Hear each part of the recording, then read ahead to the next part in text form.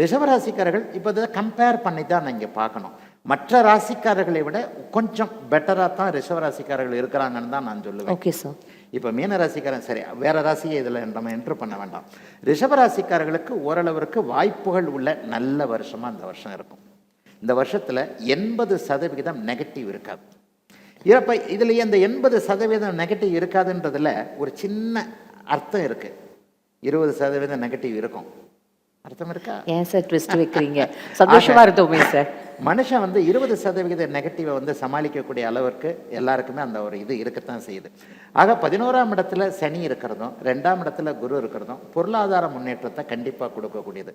நீங்கள் நல்லா பாருங்க, நம்ம எல்லாம் வாழ்றது இந்த சாதாரண சின்ன காகித பேப்பருக்கு தான். அது இருந்தாச்சுன்னா உங்கள் மரியாதை வேற, என் மரியாதை வேற. அது இல்லைன்னா உங்கள் மரியாதை 2 பேருக்குமே வேற. என்ன சொல்லுவேன்னா ஜீவன அமைப்புகள்னு சொல்லுவேன். எதில் உங்களுக்கு காசு வரப்போதோ அந்த இது வந்து வெல் டு டூவாக இருக்க போகுது, பெரிய சங்கடங்கள் இருக்காது. சரி, நான் என்ன ஒன்று சொல்லிடுறேன். நேரம் நல்லா இருக்குதுன்றதுக்காக நீங்கள் கால் பெருவர்கள் கூட தெரியாத அளவிற்கு அப்படியே போத்திக்கிட்டு அப்படியே படுத்துக்கிட்டு தூங்குனீங்கன்னு வைங்க, யாரும் 500 ரூபா கட்டுக்கு அப்படியே அடங்கின ஒரு பெரிய சூட்கேஸை கொண்டு வந்து உங்கள் ரூமுக்கு வெளியிலே வீட்டுக்கு வெளியிலே வைக்க போகிறதில்ல. கோரையை பிச்சுக்கிட்டு யாரும் வந்து கிலோ கணக்கில் தங்கத்தை கொட்ட போகிறதில்ல.